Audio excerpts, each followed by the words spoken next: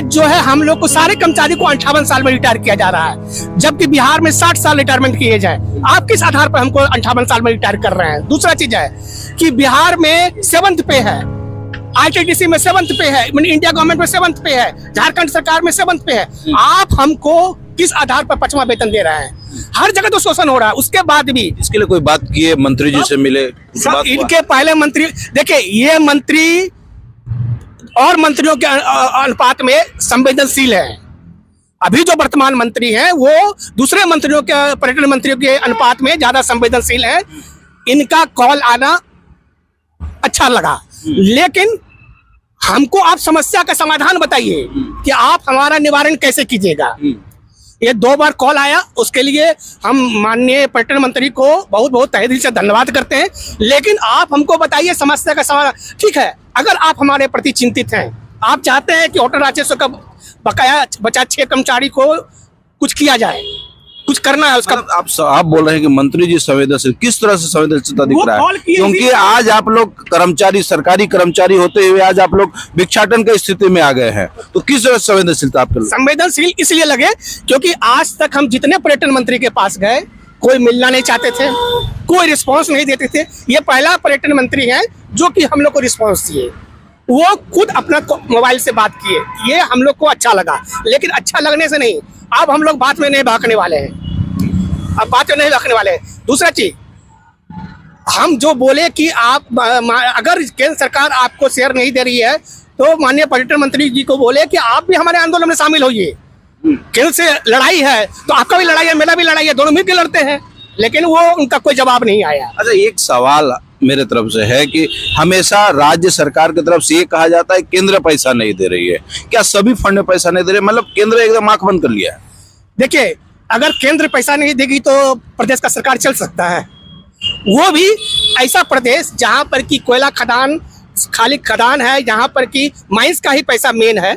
अगर माइंस का पैसा वो भी केंद्र लेती है ना, उसके बाद में डिस्ट्रीब्यूट होता है। अगर वो पैसा नहीं देगी तो केंद्र सरकार, स्टेट गवर्नमेंट चल सकता है, कोई स्टेट गवर्नमेंट नहीं चल सकता है केंद्र के सहयोग के बिना, है ना। वो सब वो आपका राज्य सरकार का मैटर है और केंद्र सरकार का मैटर है। हमारा कहना है, आज हेमंत सोरेन खुलेआम चुनौती दिए कि नहीं केंद्र सरकार को कि हम अपना 1 करोड़ कितना लाख रुपया बकाया के लिए लड़ाई करेंगे, आंदोलन करेंगे, बोले ना। तो जब आप अपना 1 करोड़ 1 लाख कितना हजार करोड़ रुपया जो भी है उसके लिए आंदोलन का घोषणा किए, तो आप उसके लिए आंदोलन का घोषणा कर सकते हैं। तो हमारे होटल का शेयर ट्रांसफर नहीं हो रहा, उसके लिए आंदोलन का घोषणा क्यों नहीं किए? आप आज हमारे आंदोलन में शामिल क्यों नहीं हुए, या आप क्यों नहीं बोले कि हम आंदोलन में हम भी शामिल होंगे? आप आज तक हेमंत सोरेन जी का बयान क्यों नहीं आया है कोई भी? हम लोग को ये कहना है, हम गवर्नमेंट की जॉब है, होटल रांची अशोक में हम काम करते हैं, लेकिन तनख्वाह नहीं है। 30 महीना से तनख्वाह नहीं है। और होटल अशोका में काम करने वाला सरकारी नौकरी करता है। हाँ, तो सरकार सुनेगा तब ना, नहीं सुन रहा तो हम भीख मांग रहे हैं। हमारा तो परिवार की अपना भी तो दवाई का पैसा है, दवाई खाना है, घर पर परिवार चलाना है, तो हमको तो भीख मांगना ही होगा। दूसरा तो मेरे पास कोई उपाय नहीं है, इसीलिए हम भीख मांग रहे हैं कि ताकि देख करके झारखंड सरकार हमारे ऊपर रहम करे कुछ, कहीं इसीलिए भीख मांग रहे हैं। और हम कम से कम इतना हम लोग झारखंड मुक्ति मोर्चा से जुड़े हुए लोग, हम लोग झारखंड मुक्ति मोर्चा में जो केंद्रीय ऑफिस है वहाँ हम कम से कम वहाँ खिचड़ी बना के गुरुजी को खिलाते थे।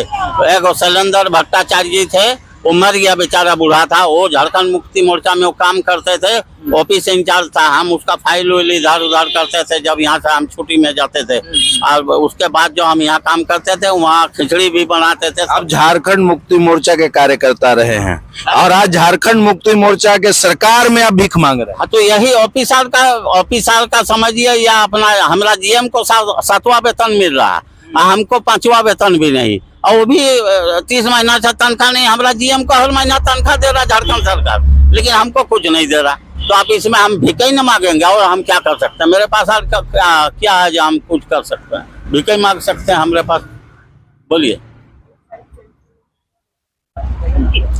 अच्छा, एक बात है बाबा, एक साइड में केंद्र सरकार जो है 8वां वेतन की घोषणा करती है और आप लोग को 5वां वेतन मिल रहा है, और उसमें भी वेतन नहीं मिल रहा है, भीख मांगना पड़ रहा है। हाँ, तो ये सब का ढुलमुल नीति है। किसी को तो जैसे है, ये तो अभी शिबू सोरेन हॉस्पिटल में शायद दिल्ली में भर्ती है, उसका हम प्रार्थना ऊपर वाला से करते हैं कि वो ठीक होके आ जाए। अब मेरा आवाज वहां तक उसके तक पहुंचे कि उसका एक कार्यकर्ता जो आज भीख मांग रहा, इससे बड़ा बात और क्या हो सकता है? जो इस उम्र में हम क्या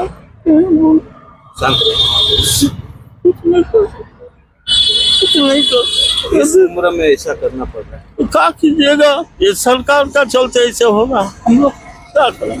कौन इस उम्र में गवर्नमेंट जॉब में भीख मांगता है? अभी तो हमारा उम्र है, ना सरकार से हमको कोई घर मिला है, ना दुकान मिला है।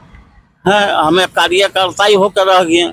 जो चटपटा आदमी है अपना बना बना के साइड हो रहा। हमको तो हमारा 3 बेटा 1 बेटी है। 3 बेटा। हाँ, आज इस उम्र में कौन आपको अपना परिवार देखेगा कि वो हमको देखेगा?